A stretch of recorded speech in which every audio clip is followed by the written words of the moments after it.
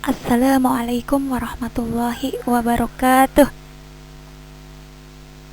Bismillahirrahmanirrahim. Alhamdulillahirabbil alamin. Wassalatu wassalamu ala Rasulillah wa ala alihi wa ashabihi ajmain. Amma ba'du. Bagaimana kabarnya anak-anakku semua? Meskipun kita hanya bisa belajar secara online, tetapi tetap semangat. Semoga kita selalu sehat, bahagia, dan selalu berada dalam curahan rahmat dan berkah dari Allah Subhanahu wa Ta'ala. Pada kesempatan kali ini, Ustazah akan menjelaskan rangkuman materi bab puasa. Lebih jelasnya, simak video berikut.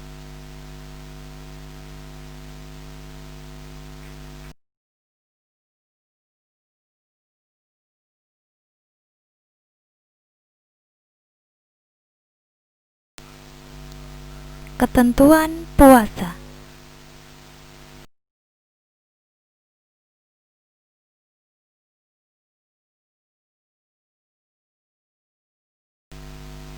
Puasa menurut bahasa adalah menahan diri dari sesuatu. Sedangkan puasa menurut istilah adalah menahan diri dari makan dan minum serta sesuatu yang membatalkan selama 1 hari penuh, mulai dari terbit fajar sampai dengan terbenamnya matahari, dengan beberapa syarat tertentu.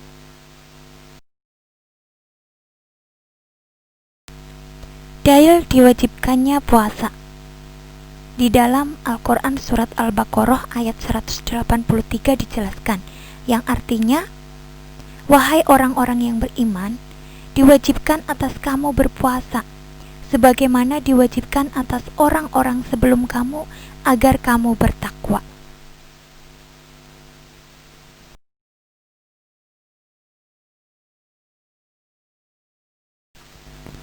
Dalil pahala puasa. Di dalam hadis riwayat Muslim dari Abu Hurairah dijelaskan, yang artinya, semua amal anak Adam untuk dirinya sendiri, kecuali puasa. Sesungguhnya puasa itu untukku, dan akulah yang akan langsung membalasnya. Puasa itu ibarat perisai. Pada hari kalian berpuasa, janganlah mengucapkan kata-kata kotor, dan jangan pula bertengkar. Jika seseorang mencacimu dan mengajakmu bertengkar, maka katakanlah kepadanya, aku sedang berpuasa.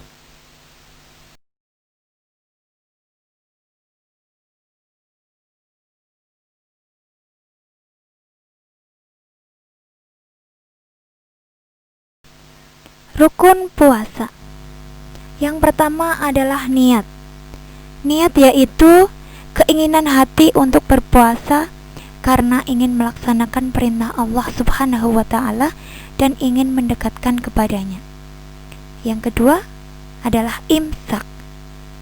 Imsak yaitu menahan diri dari hal-hal yang membatalkan puasa, seperti makan, minum, dan berhubungan suami istri dari terbit fajar sampai terbenamnya matahari.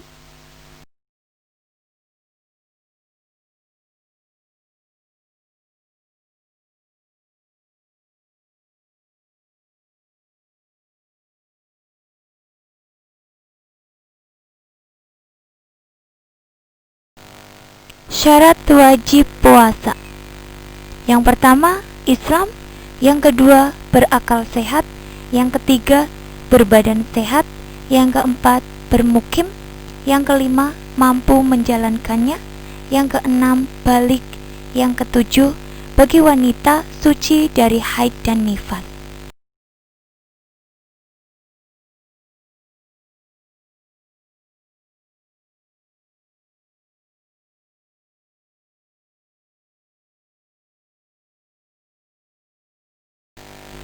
Perbuatan yang disunahkan dalam berpuasa.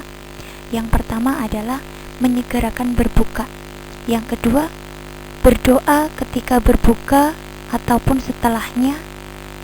Yang ketiga, makan sahur. Yang keempat, menggosok gigi pada waktu pagi. Yang kelima, memperbanyak sedekah. Dan yang keenam adalah sholat malam.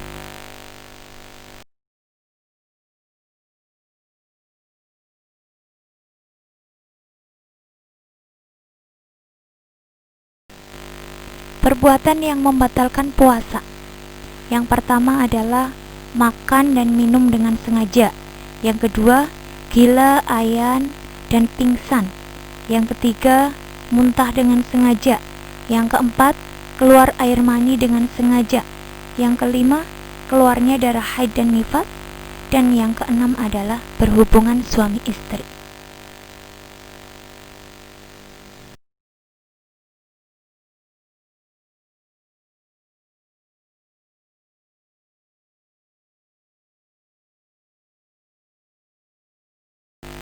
Orang yang diperbolehkan tidak berpuasa.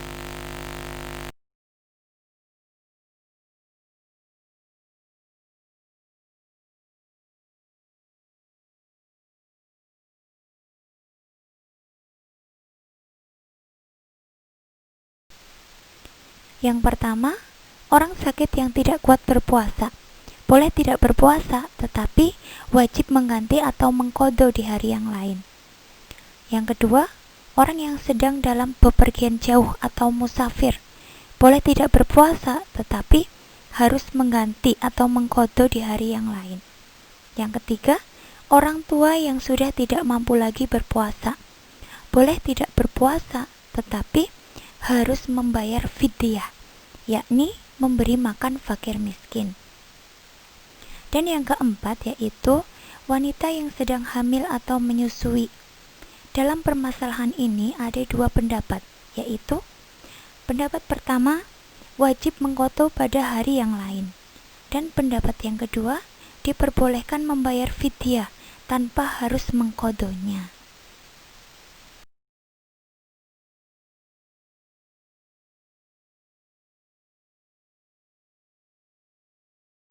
Hikmah puasa.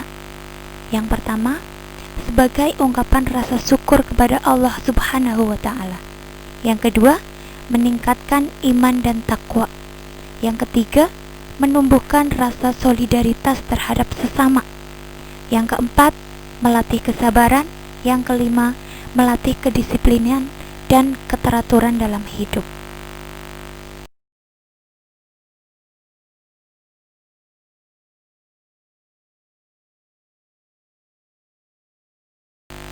Macam-macam puasa.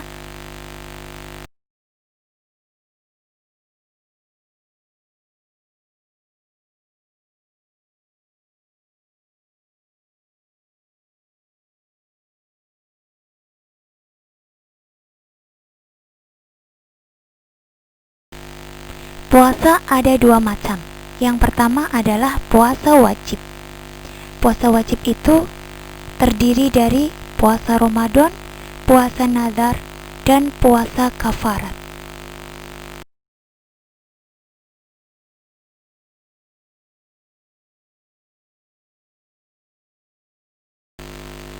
Puasa Ramadan.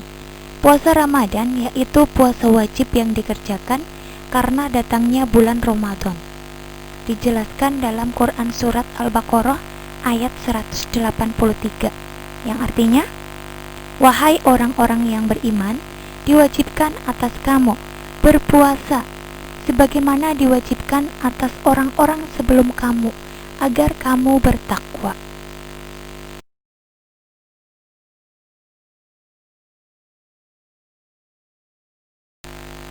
Puasa nazar. Puasa nazar adalah puasa yang dikerjakan karena menepati janji atau nazar yang diucapkan.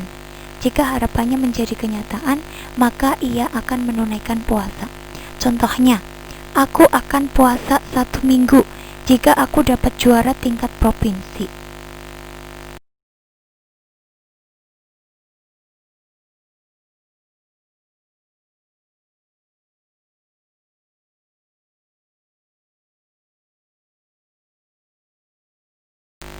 Puasa kafarat.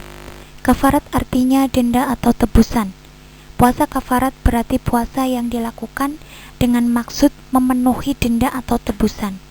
Contohnya, yang pertama adalah puasa kafarat yang dilakukan karena melakukan sumpah dzihar, yaitu berupa memerdekakan budak, puasa selama 2 bulan berturut-turut, dan bersedekah kepada 60 orang fakir miskin. Yang kedua, yaitu puasa kafarat dalam ibadah haji. Orang yang melaksanakan haji secara tamatu atau qiron dikenai denda menyembelih seekor kambing yang sah untuk berkurban.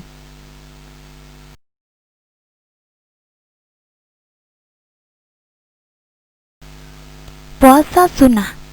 Macam-macam puasa sunnah. Yang pertama adalah puasa Senin Kamis. Yang kedua, puasa Syawal. Yang ketiga, puasa Arafah.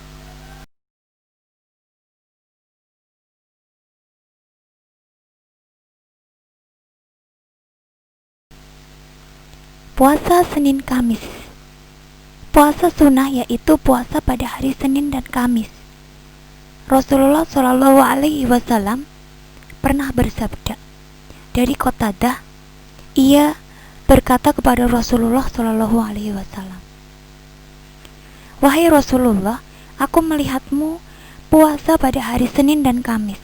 Rasulullah bersabda, "Pada hari Senin aku dilahirkan dan pada hari Kamis diturunkannya Al-Quran." Hadis riwayat Abu Dawud.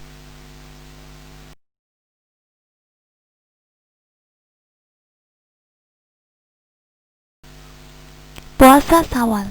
Puasa Syawal yaitu puasa 6 hari pada bulan Syawal. Rasulullah Shallallahu Alaihi Wasallam bersabda, barang siapa yang berpuasa Ramadan kemudian diikuti dengan puasa 6 hari pada bulan Syawal, maka pahalanya sama dengan puasa 1 tahun. Hadis riwayat Muslim. Puasa Arafah. Puasa Arafah yaitu puasa yang dilakukan pada tanggal 9 bulan Zulhijjah. Rasulullah Shallallahu Alaihi Wasallam bersabda, dari Abi Qatadah, Rasulullah ditanya tentang puasa Arafah. Beliau bersabda, puasa Arafah dapat menghapus dosa-dosa 1 tahun yang lalu dan 1 tahun yang akan datang. Hadis riwayat Muslim.